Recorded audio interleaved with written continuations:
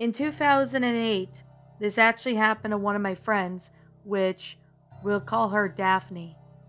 Now, at the time of this story, Daphne was a young kid, maybe about 9 years old. She, along with her brother, named Andrew, was 11 years old, and her younger sister was only 4. They were all getting ready for Easter the previous night, and since it was still daylight out, Daphne had asked her parents if she and her siblings could play out front of the driveway before bed. Their parents said it was okay, and they went out to play with Andrew watching them, since he was the oldest. Now, as they were playing, an unfamiliar truck started pulling in. Maybe they were confused because they've never seen a truck before, but it seemed to be a van with at least written free candy on it. It was kind of one of those transportation vans. Not really, like public transportation, but something similar. A man who seemed to be maybe in his 50s was in there, and Daphne noticed it, but couldn't recognize any facial features of this man. Mainly, she's never seen him before, and this got her a bit on edge. "Oh, hey there, cutie," the man said. "I got some candy if you want some. Easter candy, even. Your kids will like them." As he said that, Daphne's father came outside and basically ran up to Daphne, held him.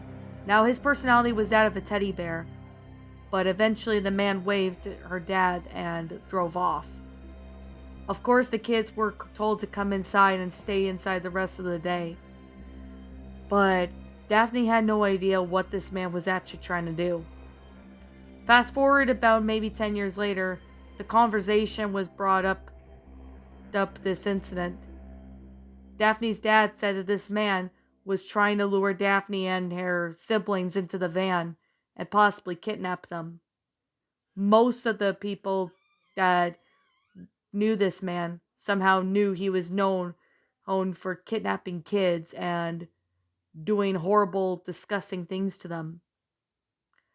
Daphne has no idea if this man has been arrested yet or not, but that day before Easter, or night or evening, would have been the last time Daphne saw her parents if her dad never came out and protect her from that man.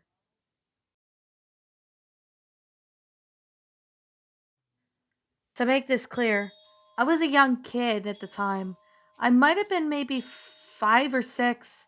I just honestly don't remember much. So I'm gonna explain this the best I can. This was around the Easter at the time. I was a young kid and I was really excited for Easter. I had really huge paranoia at the time. I'm sure every kid around my age was afraid of the dark. Yeah, my parents had to leave a nightlight on or my lamp on in my bedroom as a young kid. Every time I think about this, though, I do get somewhat really paranoia and even flashbacks of this. Now, it was the night before Easter, and me being a young kid, I was watching TV, mainly one of my favorite Disney movies. It was The Lion King that I was watching on VHS. As a young kid, before I had social media stuff like YouTube and etc., I used to always turn my attention to TV. Of course, I do have VHS tapes in my house, and I do watch them quite frequently and pretty much on a regular daily basis. Since I didn't have school due to the fact that it was Easter, I was watching TV when my parents said that the Easter Bunny would be coming and that I would have to go to bed. So, me being a young kid, my bedtime was usually around 8:30. I mean, that's a reasonable time for young kids around then. When it was close to 8 o'clock, when I was about 5 or 6, I used to have my pajamas on, I brushed my teeth, and then I'd have a half an hour to chill and just watch TV or do whatever I want for a half an hour. As I was doing my usual thing, getting ready for bed, I asked my mom to please leave my lamp on. My mother did so and left the bedroom, closed my door. Since I was in my bedroom, I fell asleep because, me being a young kid, I was almost too excited to sleep, mainly because I knew the Easter Bunny would come and I wanted to be up, to see him. I'm sure most kids always did this for the Easter Bunny, even for Santa Claus as well. But this was definitely something that had been on my mind for quite some time. I always wondered what would happen if the Easter Bunny saw me. So I was just staying up, looking at the ceiling. I play with my stuffed animals. Sometimes I just sit on my bed and do absolutely nothing. Couldn't really get out of my bedroom to go watch TV more because my parents would definitely tell me to get back into bed. However, though, I was staring up at the ceiling for quite some time and I heard strange noises.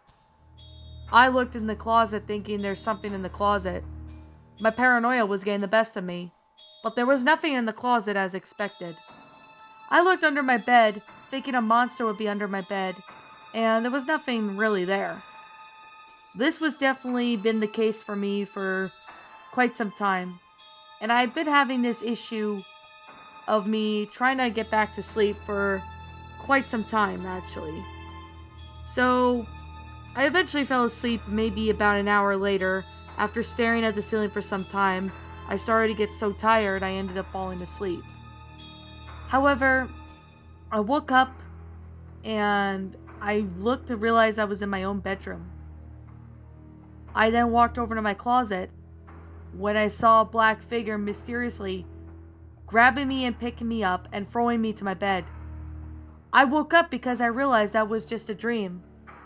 I was getting paranoid that someone was really in my house, but I was too scared to go look. I mean, if there was someone in my house, my parents would have come in and told me, but there was no one there. The neighborhood I was living at was in a quiet area, so not really much crime happened. My paranoia was getting the best of me. I ended up going to the bathroom just to get a glass of water and then heading back to bed afterwards.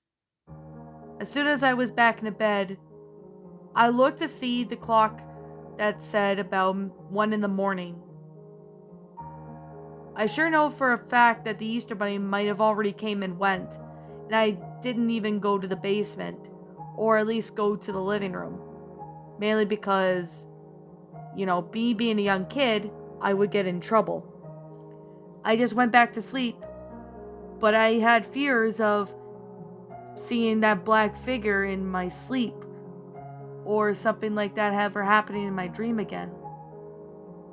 I don't even know what I was supposed to do, so I immediately just ended up staying quiet.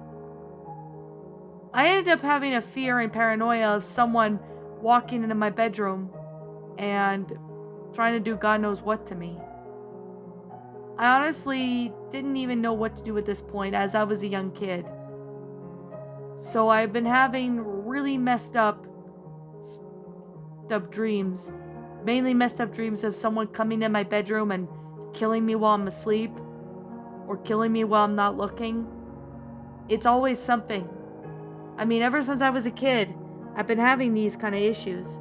Although they're not as bad as I got older because I just learned to get over with them. However, I fell asleep with my blanket over my face, only my head visible so I can breathe. I've been having this fear ever since I was a kid. When I went to sleep, I woke up again, and this time I was in my own bathroom when someone forcefully pulls me to the bed, like long arms reaching out and grabbing me from the bedroom. I ended up hearing noises like screams of people. I honestly woke up, it was around 6 in the morning, breathing heavily, and I was even starting to quietly sob.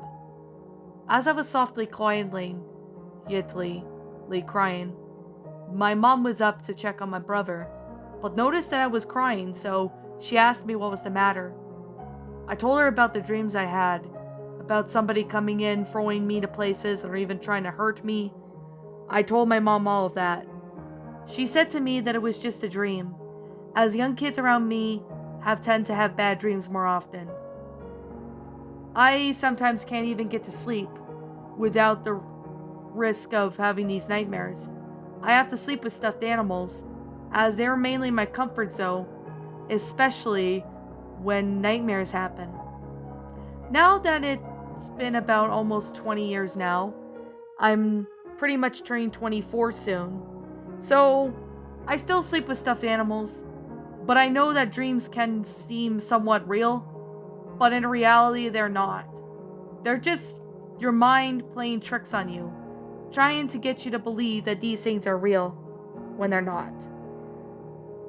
Still to this day, when I think about this one Easter that happened, I don't know if it was sleep paralysis or maybe it was some horrible nightmares I experienced as a kid.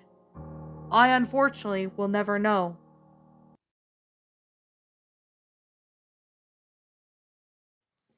For some context, this happened to me at least sometime in 2015. Since I was 16, Easter was around the corner and most of us were getting ready to be off school for the long weekend. We had Monday off as it was Easter Monday, and we had at least Friday off because it was Good Friday. This actually didn't really so much happen to me, but it's not really the type of story to make you jump out of your pants. This was kind of a really strange story, to be honest. Now, since I really like Easter, it was Easter morning when something happened.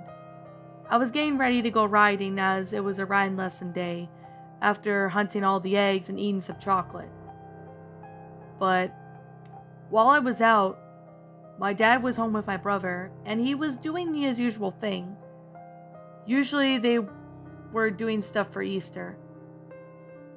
Now, my dad was sleeping when the phone started to wake him up. It was ringing, so my dad thought that it might have been a scammer or possibly telemarketers or people looking for my mom. But as my dad answered, there was nothing on the line. There was no sound, only sound of breathing. "Hello?" my dad called, but there was no answer. So he assumed that this might have been someone pulling a prank on him, so he hung up. The phone call eventually happened again. This time my dad picked up, sounding more annoyed. But there was no sound. Nothing whatsoever at all. So my dad honestly had no idea what this thing was doing or whoever it was making those calls.